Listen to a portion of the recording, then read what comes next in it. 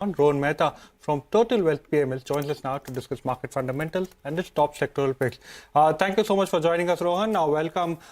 We're almost at the end of Q3. So, Q3, what is it that you're penciling as far as earnings are concerned? And especially, we'll be starting off or kicking off the earnings season with the IT pack. So, what's your view over there?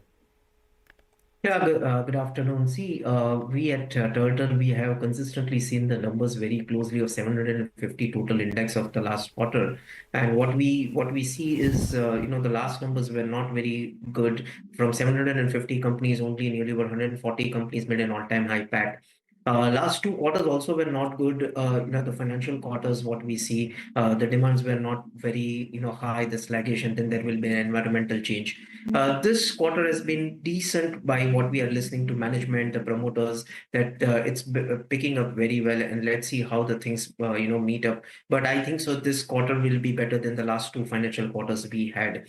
And looking forward for on the sector side, we feel that IT and the capital markets sector. These are the only two sectors which are outperforming markets currently, and that's where the opportunity are looking forward for on the growth side. Okay. Rohan, we have been speaking about how Q2 was weak, Q1 was weak in terms of earnings. What have your conversations been like with companies across segments? Is there a definite recovery that has come by in Q3, and is it something that they see sustaining in Q4 as well?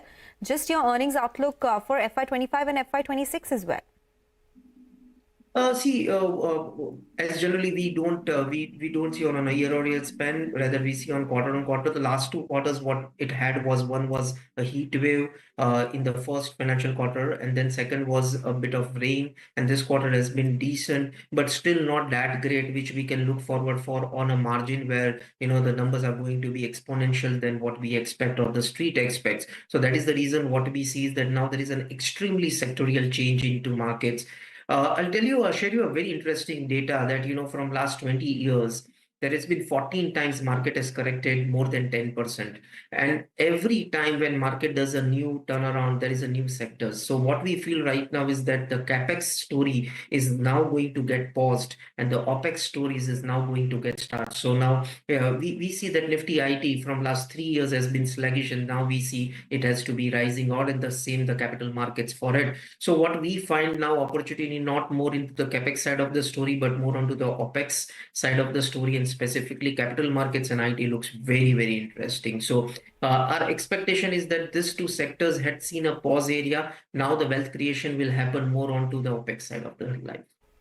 Okay, so you prefer Opex over Capex at this point of time, and you're liking the IT as well as the capital markets play. Which sectors are you currently wary of? So in terms of Capex, taking a pause, like you mentioned, which sectors will you be booking profits from?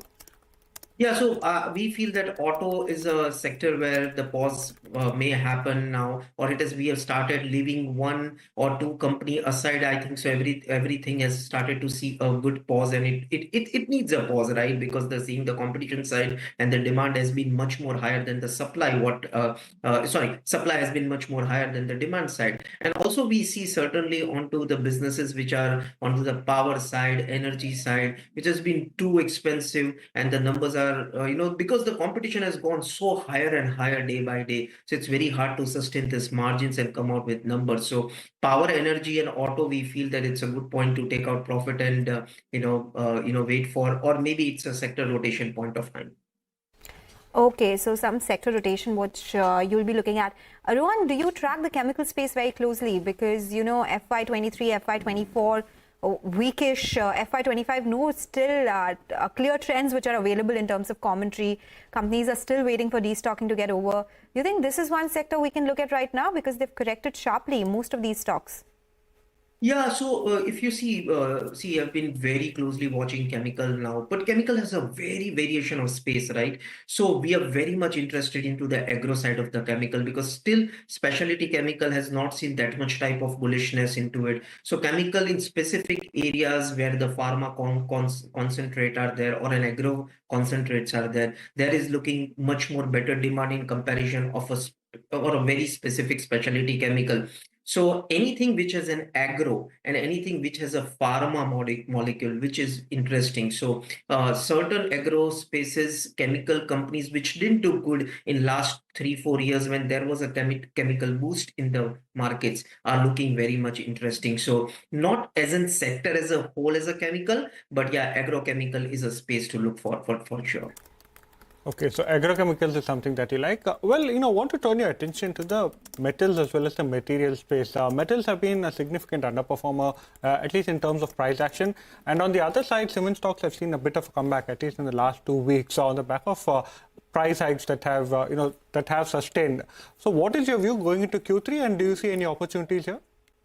So, I was just, with yesterday was with one of the biggest TMT bar and, distributor of India. And I was talking the way the, metal prices have dropped at the lowest, specifically in the iron ore and, all the specific metal side. And they were onto the expectation that this is the lowest and that there can be a revival. So, we would be expecting somewhere around, a revival in this space because the price has hit very badly. Of course, the China factor and the demand also has been sluggish. So maybe not this quarter, upcoming quarter can be interesting to it. But one space is still very much interesting in this area is stainless steel and saw pipes. So these are the two areas because again, metals are too vivid to talk about it. But in a macro side, I think so. This two space of stainless steel and saw pipes are interesting.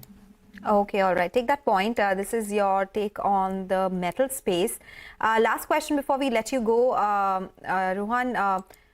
What about the banking space? Are you liking something in the banking financial space that you think could be the theme going forward?